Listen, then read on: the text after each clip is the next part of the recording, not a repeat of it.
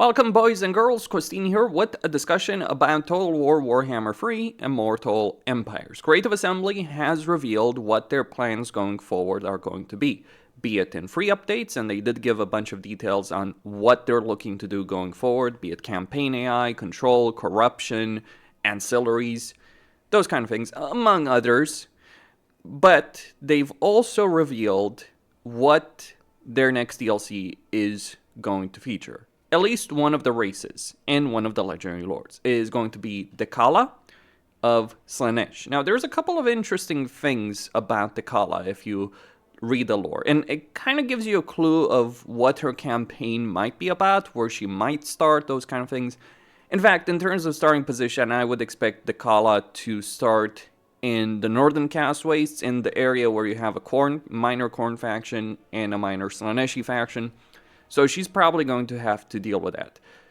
But they did mention when talking about Dechala that she would also be traveling around the world, or they gave this idea of Dechala is going around the world and forcing others to serve her for her own power and glory. And there was actually a discussion between two of the developers actually on how her campaign mechanics would be different than, say, N'Kari. And the point was made that N'Kari is going to be more focused on diplomacy, or is more focused on diplomacy, and you do certainly have that element with N'Kari, particularly because of the cults you can set up with N'Kari around the world, if you look at the campaign mechanics N'Kari has. Whereas Dechala is going to be more forceful, so more through military action. Now, what's interesting to note here is that you can obviously force others to serve you, subjugate them for a military force in the game as it is. So the question is, how is Dechala going to handle that particular situation in a better way that isn't just baseline Slaanesh? Or you look at Warriors of Chaos or Champions of Chaos, you consider Sigvald or just Warriors of Chaos in general from military subjugation. So it is going to be interesting to see how that ends up playing out for her campaign.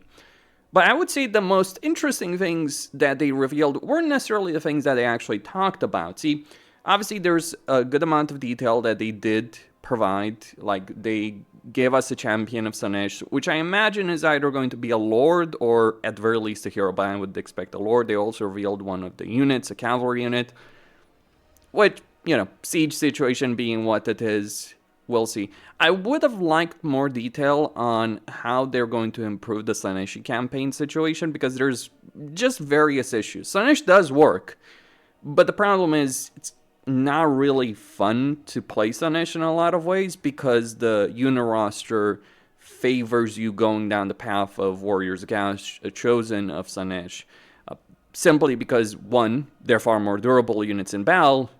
Two, you're dealing with a lot of range units if you're dealing with High Elves, which you are obviously as N'Kari. And in fact, Order in general, like having fast-moving flanking units is all well and good, but when you're dealing with Order-type factions, it is different. Now, maybe Dechala would be focusing more on fighting demons, because N'Kari is actually, like, Slaanesh is actually really good with demonettes at fighting demons, just their sheer attack capability. And obviously their lack of durability against range is far less important when dealing with demonic factions. But we'll see how that campaign ends up playing. I do certainly hope it's not just going to be a campaign that's going to be focused on the Northern Cast Wastes. Okay, but more importantly, beyond the things they revealed themselves, there's also the important bits of Decala's lore. So if you look at Dechala from a lore perspective, well, Dechala is a former Asur princess. So maybe that is a hint as to what Creative Assembly is going to release content-wise going forward, and what they're also going to do alongside this DLC. So they only announced the one race, the one that we expected. The big question has always been with the Slaaneshi DLC, and we knew it was going to be Slaanesh for a long time. There's various reasons behind that. The big question has always been which other races would also be affected in the Slaaneshi DLC. I would be very surprised at this stage if they didn't have high elves as being part of this DLC. I mean, you look at Dechala, right? Like, you look at her lore, she literally got killed by Tyrion. She's literally a former high elf Asur princess. So there would be reasons why there would be high elves in this DLC. An interesting bit as well, though, with Dechala, because there might be other possibilities that Creative Assembly could go for in her campaign. Because if we look at her lore, yes, she got killed by Tyrion, she did fight in the end times, but in the lore, she and Arbol devastated Ind, apparently.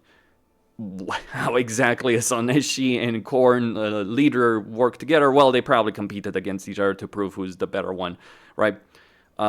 She's also a Medusai, well, technically, right? Snake-like creature that also may, you know, if you squint on that, you might think of Dark Elves, because obviously Dark Elves do have those kind of units as well, so we will see what we ultimately end up getting. Importantly, she's a former princess of the Asur, right? But she's a former princess of the Asur who is from Naggareth. Just pointing out, there's a lot of little details. I'm not sure how much we should read into that, because obviously, you know, you read into the lore of a character, but Cian is not forced in any way, shape, or form to just go down a certain path because the lore of a character involved dealing with X, right? But former Naggareth, High Elf princess, so could be Dark Elves, could be High Elves. Those are some important bits. Could be something with regards to End. I mean, Creative Assembly has been expanding the map in the Cathayan area a bit. They've added the minor ogre factions very recently, so I'm guessing they're building that up for something. What that something will end up being is a big discussion. Another reason I would suspect at the very least that we might get High Elves is if you have a character, which Creative Assembly in their own video stated would be going around the world subjugating foes. Well, there is one particular High Elven character of Kotik who could fit in very well alongside this DLC. So it's about the theme of the DLC, World Wonders. Who exactly they would introduce, like, they could do Norska if you want to talk about World Wondering. They could do Cathay, for all we know, right? The Indian, who knows? There are possibilities that would make perfect sense, but I do feel like at least including High Elves would be one of the most sensible choices, but we'll see on that. Finally, I do need to also talk about possibilities of release dates on this, like just speculation on my part. But it took about half a year between the initial announcement of Omens of Destruction and its full release. However, there is a crucial aspect I'd like to mention on that. While it did take that kind of time to release Omens of Destruction, one of the things, and I think it's fair enough for me to say this at this point. I've known this for quite a while. Actually, I knew this for roughly a year ago, actually. But one of the things I was told by people in CA themselves is that they wouldn't have announced Omens of Destruction as early as they did if not for the huge controversy that, you know, was happening last year with all the leaks, Cathay, the stuff that Legend Total War was talking about. So apparently that was an issue for Creative Assembly. They wanted to get ahead of the story and actually reveal what their plans were. Whether or not you want to believe that their plan always was to do Khorne, Greenskins, and Ogres, that's a different discussion. I mean, it certainly did take a while to release that kind of DLC. But the reason I make this point, we're right now at the end of March, right? It took 6 months for Omens Destruction, but if we assume, and mind you, when I say people in CA, I'm talking here officially, not like some leak or anything like that, literally. A content creator program, all that kind of stuff. Hopefully that doesn't get me into trouble. But with respect to like the kind of time it would take to release the DLC, we did have that 6 month period, but now we're in the middle of we're at the end of March. We have April, we have May. even in the worst case scenario, and I do consider this like the worst case scenario, even if they do decide to release it at the end of August, that would kind of be similar to what they did in Omen Destruction. My personal hope on the subject is that they would release it earlier than that. Now, why do I hope that? Why would I certainly hope that? Well, look, I'm going to say this as plainly as possible. There is a limit to how many years Creative Assembly is going to keep supporting Warhammer free. That is a very clear aspect. And so from my point of view, the more DLC we can get, the faster we can get it per year, the more stuff we'll have in the game. Like they've talked about late 2026, right? Or in 2026 they're going to talk basically, reveal their next game. So maybe late 2026 is the cutoff point. So I would vastly prefer having 4 DLCs as opposed to 3 maybe, and some free patches, right? Because if they release it the later this year that they release it, the lower the chances are that any other DLC would get released this year. That would be my personal perspective on that.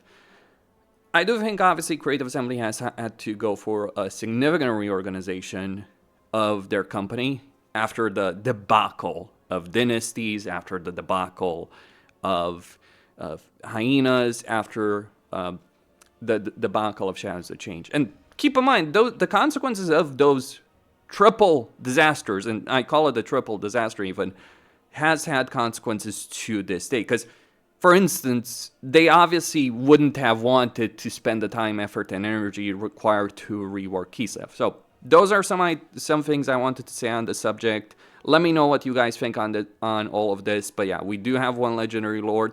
It isn't surprising. I admit I kind of believe that CA might have released the Mask as the paid one and Dechala as the free one. I did expect Dechala. The question is, who's going to be the free Legendary Lord? Based on the stuff they were talking in the video, it does seem like the free one is going to be Slaanesh, which makes perfect sense, right? Because Slaanesh is the one that needs the Legendary Lords the most, so you focus on what the priority is. Khorne, because that allows them to just be finished with a race. You look at Khorne. Khorne needs no more updates at this point. We have 3 amazing Legendary Lords. Well, 2. Skulltaker is what it is, sadly enough. That's more of an issue of Lustria, rather than Skulltaker's design, necessarily. Some issues with design still. But we'll see. Costine signing out. Don't forget to subscribe, like, and enable notifications. Stay tuned for more.